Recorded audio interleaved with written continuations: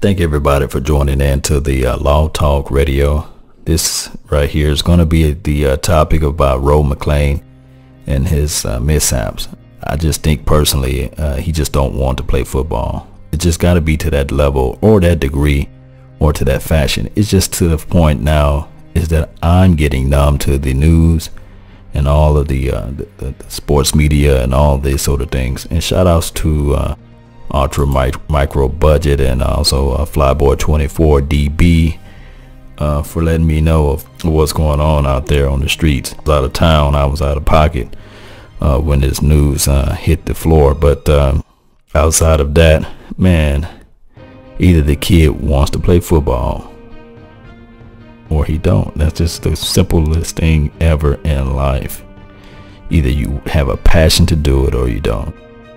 And that's the thing. If I was the head coach, I outline them all. I line every player up and I look them in the eyes and say, do you love this sport and do you love to play this game? Those are only two questions that I'll ask them. Do you love this sport and do you love to play this game? And then those are the only two questions that I would ask each and every player. And then if they say they love this sport and they love to play this game, then I say, show me. Actions speak louder than words, right? And as a leadership, either you're born a leader or you're inspired to be one. You just don't fall into being a leader. You just don't fall into doing those type of things.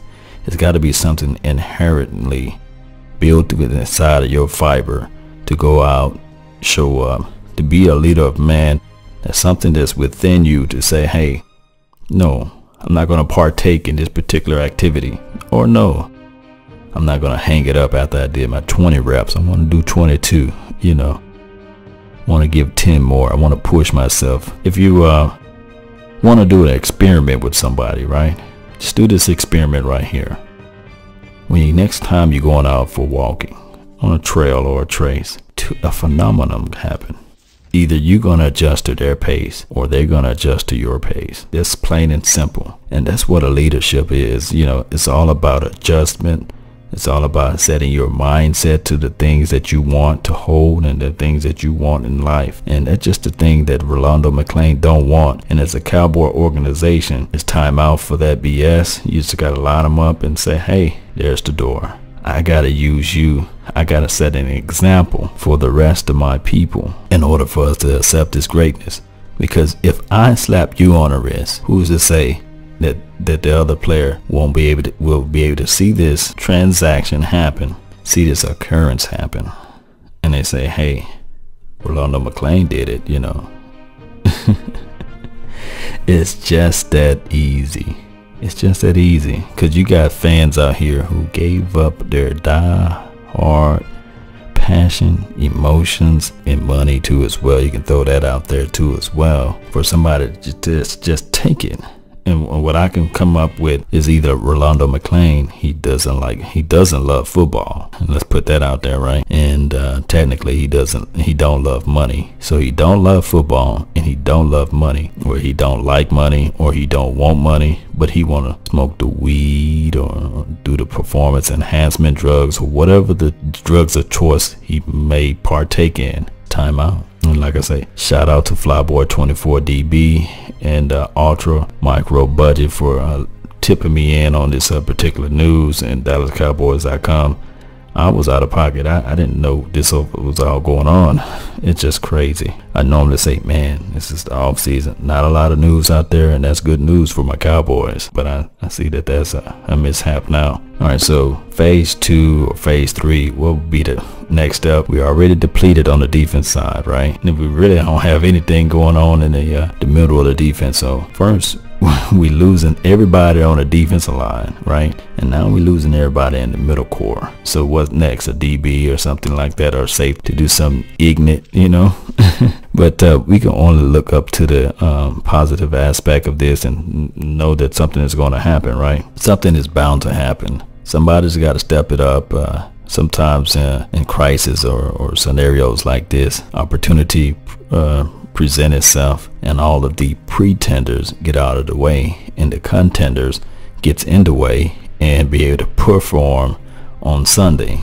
and we're looking for somebody. I mean, we're looking for somebody. There's somebody out there that's hungry. There's somebody out there who would like to play for this sport, like to play for this football team, or just like to play in general, not just relegated to the Cowboys, but like to just get themselves out there on the field and grant themselves the opportunity. Now, in my opinion, the only reason why the Cowboys have yet to release this Rolando McCloud character is for the simple fact that he still got somewhat of a talent within him, and they just don't want to see him go moving on to the Patriots of the world, or even the Steelers, if they can deal with this knucklehead. It's kind of like he's sullying the name of the Cowboys, because every time he does a mistake, it attach or associate itself with the Cowboys, and you can't separate the two. It's like like your hand in marriage, right? Shout out to all of the Patriots fans out there and all the Patriots organization. There's a squeaky clean organization outside of the scandals of cheating and film reviewing of the other football players and stuff like that. Their PR staff, they're a safe haven for a lot of players who are in trouble. They go there and they just become like reformed. They becomes a new player. So hopefully maybe we can get cut, and then he'll go to the Patriots, and then they would win by 10 to 15 games or what have you, and he's this reformed guy after his 10-game suspension. That's normally what happened, and that's probably the only reason why the Cowboys is holding on to this guy, because he's just irrelevant at this point. He can't stay healthy. He's always getting into trouble and this sort of thing, and he can't stay off the drugs and whatever his drug of choices are. He just can't do it. It's just time to cut bait. It's time for Jason Garrett to just say, hey, I'm washing my hands with this. I'm gonna make an example out of him. Since I am gonna cut him, I'm gonna make an example out of him. I'm gonna cut him in front of everybody. I'm gonna cut him in front of start a training camp or what have you, so we can know what the temperament is gonna be from here on out. That's the only thing that I can say would probably work. Will be that, but it's just crazy at this point. All I can say is this, is that before I run, is that the kid just doesn't like football, and he don't like money, and he loved that weed or whatever he's doing. He loved that versus what the Cowboys is presenting to him. And as far as the D. Lawrence the scenario where they did not granted him his appeal or what have you, that's just the NFL being the NFL. I believe deep down in my heart, anything to give headlines to the Cowboys, they kind of piggyback off of that, and not even giving the brother a chance to go through the appeal process. But it's just what it is. He should know better too as well. But remember, I was talking about earlier about when you go out to a park and someone's walking with you, and there's two things that's going to happen. Either you're going to adjust to their pace, or they're going to adjust to your pace. Those two things there that's going to happen. And I believe D. Lawrence adjusted to the wrong person's pace, right? But that's been the time, and I thank you for your time, and that's my time as well.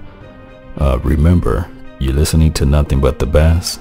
May God bless until I see you guys on the other side. How about them Cowboys? I'm out.